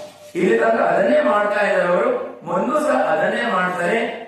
5 ಲಕ್ಷ ಅಲ್ಲ, ಎಷ್ಟು ಬೇಕಾದ್ರೆ ಖರ್ಚಾಗಿ ಇದಕ್ಕೆ ಹಣ ಧರ್ಮಾತ್ಮ ಕೊಡೋರಿದ್ದಾರೆ ಮತ್ತು ಇದು ಆಗ್ತದೆ. ಅದಕ್ಕಾಗಿ ನೀವು ಹಣ ಚಿಂತೆಯನ್ನು ಮಾಡಬೇಡಿ. ವ್ಯರ್ಥವಾಗಿ ಹಣವನ್ನ ಖರ್ಚು ಮಾಡ್ತಾರೆ ಅಂತ ಹೇಳಿ ಜ್ಞಾನ ಶಿಬಿರ ಮಾಡುವುದಕ್ಕಾಗಿ ಒಬ್ಬರಿಗೊಬ್ಬರು ಮಾತಾಡಿ ಮತ್ತು ಎಲ್ಲರ ಮನಸ್ಸನ್ನು ಕೆಡಿಸ್ಲಿಕ್ಕೆ ಹೋಗಬೇಡಿ. ಕೆಡಿಸುವುದರಿಂದ ಏನಾಗ್ತದೆ? ಪಾಪದ ಬಂಧವಾಗ್ತದೆ. ಜ್ಞಾನವನ್ನ ಪ್ರಾಪ್ತ ಮಾಡಿಕೊಳ್ಳುವಂತವರಿಗೆ ವ್ಯರ್ಥವಾಗಿ ಈ ಪ್ರಕಾರವಾಗಿ 8 ಲಕ್ಷ 10 ಲಕ್ಷ ಖರ್ಚು ಮಾಡ್ತಾ ಇದ್ದಾರೆ. ಇದು ಖರ್ಚಾದದಲ್ಲ, ಇದೇ ನಿಮಗೆ ಸಾರ್ಥಕವಾದಂತಹ ಹಣ ಇದೆ ಜ್ಞಾನವನ್ನ ಪ್ರಾಪ್ತ ಮಾಡಿಕೊಳ್ಳಿಕ್ಕಾಗಿ. ಅದಕ್ಕಾಗಿ ಎಲ್ಲರೂ ಸಹ ವಿಚಾರ ಮಾಡಿ ತಿಳ್ಕೊಳ್ರಿ. ನಿಮ್ಮೆಲ್ಲರಿಗೂ ಸಹ ಒಂದು ವೇಳೆ ನಿಮಗೆ ಈ ಪ್ರಕಾರ ಸಮಯ ಹೇಳಿದ ಅರ್ಥ ಆಯ್ತಿಲ್ಲ, ನಮ್ಮ ಭಾಷೆ ಅರ್ಥ ಆಗಲಿ ಇನ್ನೊಮ್ಮೆ ಹೇಳ್ತೀವಿ. ಅಂದ್ರೆ ನಿಮ್ಗೆಲ್ಲರಿಗೂ ಜ್ಞಾನ ಪ್ರಾಪ್ತ ಮಾಡಿಕೊಳ್ಳಿಕ್ಕೆ ಭಾವ ಇದೆ. ನೀನೇ ನಾವು ಕೇಳಿದ್ರೆ ಕೆಲವು ನಮ್ಗೆ ಅರ್ಥನೇ ಆಗ್ಲಿಲ್ಲ ಅಂದ್ರು, 2-3 ತಿಂಗಳಿಗೆ ಹೇಳಕ್ ಬರ್ತಾ ಇದ್ರಿ, ಅರ್ಥ ಆಗ್ಲಿಲ್ಲ ಅಂದ್ರು, ಅಡ್ಡಿಲ್ಲ ಬಿಡ್ಲಿ ಬಿಡ್ರಿ, ಅದಕ್ಕೂ ನಮಗೇನು ವಿಚಾರ ಬೇಜಾರೇನಿಲ್ಲ. ನಿಮ್ಗೆ ಅರ್ಥವಾಗ್ಲಿಲ್ಲ ಅಂದ್ರೆ ನಿಮ್ಗೆ ಅರ್ಥ ಮಾಡಿಸೋದಕ್ಕಾಗಿ ನಾವು ಸತತವಾಗಿ ಪ್ರಯತ್ನ ಮಾಡ್ತಾ ಇದೀವಿ, ಸಮಯವನ್ನು ನಿಮಗೆ ಕೊಡ್ತಾ ಇದೀವಿ. ಆದ್ರೆ ನೋಡ್ರಿ, ನೀವು ಜ್ಞಾನವನ್ನ ಪ್ರಾಪ್ತ ಮಾಡ್ಕೊಳ್ಳೋದು ಭಾವನೆ ಇದ್ರೆ ಅಕ್ಟೋಬರ್ 3ರಿಂದ ಅಕ್ಟೋಬರ್ 7 ತನಕ 5 ದಿನ ಕ್ಲಾಸಿಗೆ ಬರುವಂತದ್ದು. ಮತ್ ಪುನಃ ಆ ಮುಂದುಳಿದಂತ ಕ್ಲಾಸಲ್ಲಿ ಸ್ಟಾಪ್ ಮಾಡಿ ಮತ್ 18ನೇ ತಾರೀಕಿನಿಂದ ಮುಂದಿನ ಕ್ಲಾಸ್ಗಳನ್ನ ಮುಂದುವರಿಸಿ ಎಕ್ಸಾಮ್ ಅನ್ನ ಮಾಡಲಾಗ್ತದೆ. ಇನ್ನು ಯಾರಾದ್ರೂ ಹುಡುಗರು 12ನೇ ತಾರೀಕು ಹೋಗೋರಿದಂತೆ, ಕೆಲವು ಹುಡುಗರು 12ಕ್ಕೆ 13ಕ್ಕೆ ಹೋಗೋರಂತೆ, ಅಂತ ಹುಡುಗರೇನು ಅವಶ್ಯ ಇದ್ರೆ ಅವರಿಗೆ ಸ್ಪೆಷಲ್ ಕ್ಲಾಸ್ ನಡೆಸಲಾಗ್ತದೆ. ಯಾಕಂತ ಹೇಳಿದ್ರೆ ಸ್ಪೆಷಲ್ ಆಗಿ ಅವರಿಗೂ ಸಹ ಕ್ಲಾಸ್ ಅನ್ನು ಕೊಡೋಕೆ ನಮ್ಮಲ್ಲಿ ಶಿಕ್ಷಕರು ಇರ್ತಾರೆ. ಅಂತವರು ಯಾರು ಹುಡುಗರು ಮೊದಲ ಹೋಗೋರಿದ್ದಾರೆ ಅಂತವರಿಗೂ ಸಹ ಅವರಿಗೆ ಕ್ಲಾಸ್ ತಗೊಂಡು ಎಕ್ಸಾಮ್ ಅನ್ನು ತೆಗೆದುಕೊಳ್ಳಲಾಗ್ತದೆ ಮತ್ತು ಅವರಿಗೆ ಆಮೇಲೆ ಕಳಿಸಬಹುದು. ಅದಕ್ಕೂ ವ್ಯವಸ್ಥೆಗಳಿದಾವೆ. ಹಾಗೆ ಯಾರು ಸಹ ಇದನ್ನು ವಂಚಿತರಾಗೋದು ಬೇಡ. ಹಾಗಾಗಿ ನೀವೆಲ್ಲರೂ ಪ್ರಾಪ್ತ ಮಾಡ್ಕೊಂತೀವಿ ಅಂತ ಭಾವಿದ್ರೆ ಏನ್ ಮಾಡ್ರಿ, ಈ ಸಮಯಕ್ಕೆ ಅನುಗುಣವಾಗಿ ಅಡ್ಜಸ್ಟ್ ಆಗಬೇಕು. ಹಾಗೆ ಇವತ್ತಿನ ದಿವಸ ತಾವೆಲ್ಲರೂ ಸಹ 10 ದಿನಗಳ ಸಾಧನೆಯನ್ನು ಮಾಡಿ ಬಹಳಷ್ಟು ಜನರು ಉಪವಾಸಗಳನ್ನು ಮಾಡಿದ್ರಿ. ಹಾಗೆ ಪಾರಣೆಯೂ ಸಹ ಇವತ್ತಿದೆ. ಪಾರಣೆಯಲ್ಲಿ ಸಹ ಇಟ್ಕೊಳ್ರಿ. ವಸ್ತು ಬಿಸಿ ನೀರನ್ನು ಕುಡ್ಕೊಂಡು ತಣ್ಣಗಿರುವಂತಹ ವಸ್ತುವನ್ನು ತಗೋಬಾರದು. ಎಳ್ನೀರು, ಜ್ಯೂಸು, ಹಣ್ಣು ಆದಿಗಳನ್ನು ಇವತ್ತು ಗ್ರಹಣೆಯನ್ನು ಮಾಡಬಾರದು. ಇವತ್ತಿನಿಂದ ಬಿಸಿ ಇರುವಂತದ್ದು ಕಾಳ ಮತ್ತು ಮೆತ್ತಗಿರುವ ವಸ್ತುಗಳನ್ನು ಗ್ರಹಣೆಯನ್ನು ಮಾಡಬೇಕು. ಅವಸರ ಮಾಡಬೇಡಿ, ನಿಧಾನವಾಗಿ ಕೂತ್ಕೊಂಡು ಏನ್ ಮಾಡಿ 9 ಸಲ ನಮಕಾರ ಮಂತ್ರವನ್ನು ವಿಚಾರ ಮಾಡಿಕೊಂಡು ಒಂದು ಜಾಗದಲ್ಲಿ ಕೂತ್ಕೊಂಡು ಏನ್ ಮಾಡಿ ಆಹಾರವನ್ನು ಮಾಡಿ, ಊಟವನ್ನು ಮಾಡಿ. ಮತ್ತು ಆ ಕಡೆ ನಿಂತ್ಕೊಂಡು ಮಾಡ್ಕೊಂತ ಇದು ಮಾಡಬಾರ್ದು. ವ್ಯವಸ್ಥಿತವಾಗಿ ಆರಾಮಾಗಿ ಮಾಡಬೇಕು. ಸ್ವಲ್ಪವನ್ನು ಮಾಡಿ. ಉಪವಾಸ ಇದ್ದಾಗ 2-3 ಉಪವಾಸ ಇದ್ದವರು ಜಾಸ್ತಿ ಗಟ್ಟಿ ಆಹಾರಗಳನ್ನ ಜಾಸ್ತಿ ಗ್ರಹಣವನ್ನು ಮಾಡಿದ್ರೆ ಪಚನ ಆಗಲ್ಲ. ಮೆತ್ತಗಿರುವಂತದ್ದನ್ನು ನಿಜ ಅಂದ್ರೆ ಯಾವ್ದು ಪಚನವಾಗ್ತದೆ ಅಂತ ಆಹಾರವನ್ನು ಗ್ರಹಣೆ ಮಾಡಿ. ತಣ್ಣಗಿರುವಂತ ಜ್ಯೂಸು, ಎಳ್ನೀರು ಇಂಥ ಹಣ್ಣುಗಳನ್ನು ತಗೊಳ್ಳೋದ್ರಿಂದ ಏನಾಗ್ತದೆ, ಜಠರಗ್ನಿ ಮಂದವಾಗಿರ್ತದೆ, ಮಿಶ್ರಣಗಳೆಲ್ಲ ನಿಂತಿರ್ತವೆ. ಒಮ್ಮೆಲೆ ಕೊಡುವುದರಿಂದ ಶಕ್ತಿಯ ಪ್ರಯೋಗ ಮಾಡಬೇಕಾಗ್ತದೆ. ಇಂಥ ಪ್ರಯೋಗವನ್ನು ಮಾಡಿದಾಗ ತಾಕತ್ ಹಾಕಿದಾಗ ಕಿಡ್ನಿ ಮತ್ತು ಲಿವರ್ ಮೇಲೆ ಲೋಡ್ ಬೀಳ್ತದೆ. ಇದು ಡ್ಯಾಮೇಜ್ ಆಗುವಂತ ಸಾಧ್ಯತೆ ಇರ್ತದೆ. ಉಪವಾಸವನ್ನು ಮಾಡೋದಕ್ಕೆ ಉಪವಾಸದ ಕಾರಣ ಮತ್ತು ಧಾರಣದ ಜ್ಞಾನ ಇರಬೇಕು ಅಂತ ಹೇಳಿದ್ದಾರೆ. ಎಲ್ಲಿದ್ರೆ ಏನಾಗ್ತದೆ ಅಂತ ಹೇಳಿದ್ರೆ ಬಹಳ ಅನರ್ಥವಾಗ್ತದೆ. ಮುಂಬೈನಲ್ಲಿ ಒಂದು ಘಟನೆ ಹೇಳ್ತೀನಿ ನಿಮಗೆ ಅಂತ ಹೇಳಿದ್ರೆ, ಒಬ್ರು 10 ಉಪವಾಸ ಮಾಡಿದ್ರು. 10 ಉಪವಾಸ ಆದ್ಮೇಲೆ ಅವರಿಗೆ ಪಾರಣ ಮಾಡೋದಕ್ಕೆ ಜ್ಞಾನ ಇಲ್ಲಿದ್ದವರು ಏನ್ ಮಾಡಿದ್ರು, ಫ್ರಿಜ್ ನಲ್ಲಿ ಇರುವಂತ ಜ್ಯೂಸ್ ಅನ್ನು ಕೊಂಡು ತಂದು ಕೊಟ್ಟರು. ಫ್ರಿಜ್ ನಲ್ಲಿ ಇರುವಂತಹ ಜ್ಯೂಸ್ ಅನ್ನ, ಕೋಲ್ಡ್ ಇರುವಂತಹ ಜ್ಯೂಸ್ ಅನ್ನ ಕೊಡೋದ್ರಿಂದ ಅವರು ಏನಾಗಿದೆ, ಸುಸ್ತಾಗಿದೆ ಅಂತ ಹೇಳಿ 2 ಕಿಡ್ನಿ ಫೇಲ್ ಆಗ ಹೋದು ಕಿಡ್ನಿ. ಯಾಕಂತ ಹೇಳಿದ್ರೆ ಒಳಗಡೆ ಅಗ್ನಿ ಉರಿತಾ ಇರ್ತದೆ. ಅದಕ್ಕೆ ತಣ್ಣಗೆ ಹಾಕಿದ್ರೆ ಆರ್ ಹೋಗ್ತದೆ. ಅದಕ್ಕೆ ಬಿಸಿ ಇರುವುದನ್ನೇ ಸ್ವಲ್ಪ ಬಿಸಿ ಇರುವುದನ್ನೇ ಹಾಕಬೇಕಾಗ್ತದೆ. ಕೋಲ್ಡ್ ಇರುವುದನ್ನು ತಗೊಳ್ಬಾರ್ದು ಯಾವಾಗ ಉಪವಾಸ ಮಾಡಿದಾಗ. ಈ ಪ್ರಕಾರವಾಗಿ ಎಲ್ಲರೂ ಸಹ ಉತ್ಕೃಷ್ಟವಾದಂತ ಭಾವನೆಯೊಂದಿಗೆ ತಾವೆಲ್ಲರೂ ಸಹ ಇವತ್ತು 11ನೇ ದಿವಸ ಅಲ್ಲ, 11 ದಿವಸನೂ ಸಹ ಉತ್ಕೃಷ್ಟ ಭಾವನೆಯಿಂದ ನಾವು ಭವ್ಯಾತ್ಮ ಇದ್ದೀರಿ. ಪೂಜಾ, ಅಭಿಷೇಕ, ವ್ರತ, ನೇಮ, ಸಂಯಮಾದಿಗಳನ್ನ ಶಕ್ತಿ ಇದ್ದಷ್ಟೆಲ್ಲರೂ ಸಹ ಯಾವುದು ಬಹಳ ಭಾವನೆಯಿಂದ ಬಂದ್ರಿ. ಕೆಲವರು ಮಹಾರಾಜ ಶಿಷ್ಟು ಮಾಡುವಂತ ಬಂದ್ರಿ. ಏನಾದ್ರೂ ಒಟ್ಟಾರೆ ಬಂದು ಎಲ್ಲರೂ ಸಹ ನೀವು ಧರ್ಮದ ಲಾಭವನ್ನು ಪಡೆದುಕೊಂಡ್ರಿ. ಹಾಗಾಗಿ ಎಲ್ಲರ ಕಲ್ಯಾಣ ಆಗಲಿ. ಇದೇ ರೀತಿ ನಿಮ್ಮ ಸದ್ಬುದ್ಧಿ ಪ್ರಾಪ್ತವಾಗ್ತಾ ಇರಲಿ, ಸನ್ಮಾರ್ಗ ಪ್ರಾಪ್ತವಾಗಲಿ ಎಲ್ಲರಿಗೂ ಸಹ. ಹಾಗೆ ಅದೇ ರೀತಿಯಾಗಿ ಎಲ್ಲರಿಗೂ ಸಹ ಈ ರೀತಿಯಾದಂತಹ ಧರ್ಮ ಲಾಭವನ್ನ ಪಡ್ಕೊಳ್ಳುವಂತ ನಿಮ್ಮ ಜೀವನದಲ್ಲಿ ಸದಾ ಕಾಲ ಪ್ರಾಪ್ತವಾಗ್ತಾ ಇರಲಿ, ಮುಂದೆ ಪ್ರಾಪ್ತವಾಗಲಿ ಅಂತ ಹೇಳ್ತಾ ಎಲ್ಲರಿಗೂ ಮಂಗಲವಾಗಲಿ ಅನ್ನುವಂತ ಆಶೀರ್ವಾದವನ್ನ ನೋಡ್ರಿ. ಆಶೀರ್ವಾದ ಮತ್ತು ಅನುಶಾಸನವನ್ನು ಪಾಲನೆ ಮಾಡಬೇಕು. ಮಧ್ಯಾಹ್ನ ದಿನಧರ್ಮದ ಪ್ರಭಾವನೆಗಾಗಿ 11 ದಿನಗಳ ಪೂಜೆಯನ್ನು ಮಾಡಿ ಇವತ್ತು ಕ್ಷಮಾವಳಿಯ ದಿನದಂದು ದಿನಧರ್ಮದ ಪ್ರಭಾವನೆಗಾಗಿ ದಿನಧರ್ಮದ ಧ್ವಜವನ್ನ ಸದಾ ಕಾಲ ನಗರದಲ್ಲಿ, ದೇಶದಲ್ಲಿ, ರಾಜ್ಯದಲ್ಲಿ 2 ದೀಪದಲ್ಲಿ ಎಲ್ಲಾ ಕಡೆಗೂ ದಿನಧರ್ಮ ಹಾರಾಡ್ತಾ ಇರಲಿ ಎನ್ನುವಂತ ಭಾವದಿಂದ ಧರ್ಮಾತ್ಮರಾದ ಎಲ್ಲರೂ ಸಹ ಇಂದು ಧರ್ಮದ ಪ್ರಭಾವದ ಅಂಗವಾದ ಪ್ರಭಾವನೆಯನ್ನು ಮಾಡುವಂತದ್ದಿದೆ. ಅದಕ್ಕಾಗಿ ಹಾಲಿ ಬಸ್ತಿಯ ಎಲ್ಲ ಶ್ರಾವಕಿಯರೆಲ್ಲರೂ ಸಹ ಏನ್ ಮಾಡಬೇಕು, ಇವತ್ತು ಮಧ್ಯಾಹ್ನ ಏನಿದೆ ಮೆರವಣಿಗೆ ಇದೆ, ರಥದ ಮೆರವಣಿಗೆ ಇದೆ. ಅದರಲ್ಲಿ ಎಲ್ಲ ಶ್ರಾವಕಿಯರು ಎಲ್ಲರೂ ಸಹ ಬಿಳಿ ವಸ್ತ್ರವನ್ನು ಹಾಕೊಂಡು ಬರಬೇಕು. ಹಾಗೇನೆ ಯಾರಿಗೆ ನಿಮಗೆ ದಿನಧರ್ಮದ ಪ್ರಭಾವನಾ ಸಂಘದಿಂದ ನಿಮಗೆ ಪಂಚರಂಗಿ ಏನು ಸಿಕ್ಕಿದೆ ಸಲ್ಲೆ ಅದನ್ನ ಹಾಕೊಂಡು ಬರಬೇಕು. ಇಲ್ಲದಿದ್ರೆ ಚಾತುರ್ಮಾಸ ಕಮಿಟಿಯಿಂದ ಏನ್ ಪ್ರಾಪ್ತವಾಗಿದೆ ಅದನ್ನ ಹಾಕೊಂಡು ಬರ್ರಿ. ಮತ್ತು ಮಧ್ಯದಲ್ಲಿ ಆಮೇಲೆ ತಲೆಗೆ ನಿಮಗೆ ಅಂದ್ರೆ ಕಿರೀಟವನ್ನ, ಅಂದ್ರ ಯಾರಿಗೆ ದಿನಧರ್ಮ ಪ್ರಭಾವನಾ ಸಂಘದಿಂದ ಕಿರೀಟ ಪ್ರಾಪ್ತವಾಗಿದೆ ಅಂತ ಕಿರೀಟಗಳನ್ನ ಅವಶ್ಯವಾಗಿ ಹಾಕೊಂಡು ಬರಬೇಕಲ್ಲವು. ಯಾರ ಮನೆಯಲ್ಲಿದೆ ವೇಸ್ಟ್ ಮಾಡಬಾರ್ದು. ಯಾಕಂದ್ರೆ ಅನಂತ ದಂಡ ಮಾಡಬಾರ್ದು. ನಾವು ಇದೇ ಮನೆಯಲ್ಲಿ ಮತ್ತೊಂದು ತಗೊಳ್ಳೋನು ಇಲ್ಲಿದ್ದವ್ರಿಗೆ ಬಂದ್ರೆ ಕೊಡ್ತಾರೆ. ಇವರು ವ್ಯವಸ್ಥಾಪಕರು ಏನ್ ಮಾಡ್ತಾರೆ, ನಿಮಗೆ ಯಾರಿಗೆ ಇಲ್ಲ ಅಲ್ಲಿ ವ್ಯವಸ್ಥಾಪಕರು ಪಡ್ಕೊಳ್ಳಿ ವ್ಯವಸ್ಥೆ ಏನ್ ಮಾಡ್ತಾರೆ. ಅದು ನಿಮ್ಮ ಮನೆಯಲ್ಲಿ ಮತ್ತೊಂದು ತಗೊಳ್ಳೋದು ಇಟ್ಟಿದ್ದಲ್ಲೇ ಇಟ್ಟು ಮತ್ತೆ ಇನ್ನೊಂದು ಪ್ರಾಪ್ತ ಮಾಡಿಕೊಳ್ಳೋದು ಅನಂತ ದಂಡವಾಗ್ತದೆ. ಯಾಕಂದ್ರೆ ಇನ್ನೊಬ್ಬರು ಧರ್ಮಾತ್ಮರಿಗೆ ಅದರ ಉಪಯೋಗವಾಗ್ತದೆ. ನಾವು ಸಣ್ಣ ವಿಚಾರವನ್ನು ಮಾಡಬೇಕು. ಆ ಧರ್ಮದಲ್ಲಿ ವ್ಯರ್ಥವಾಗಿ ಉಪಯೋಗ ಮಾಡಬಾರ್ದು. ನಮ್ಮ ಅವಶ್ಯಕತೆ ಇದೆ, ಪ್ರಾಪ್ತ ಮಾಡ್ಕೊಳ್ಬೇಕು. ನಮ್ಗೆ ಇರೋದು ಯಾಕೆ ಧರ್ಮ ಪ್ರಭಾವನೆಯಾಗಿ ಸಾಧನೆ ಇದೆ. ಅದಕ್ಕಾಗಿ ಎಲ್ಲರೂ ಸಹ ಶಿಸ್ತನ್ನ ಪಾಲನೆ ಮಾಡ್ಕೋಬೇಕು. ಮತ್ತು ಎಲ್ಲರೂ ಶಿಸ್ತುಬದ್ಧಾಗಿ ಬರಬೇಕು. ಚಪ್ಪಲಿಗಳನ್ನು ಹಾಕೊಂಡು ಬರಬಾರ್ದು. ಲೈನ್ ಆಗಿ ಹೋಗ್ಬೇಕು.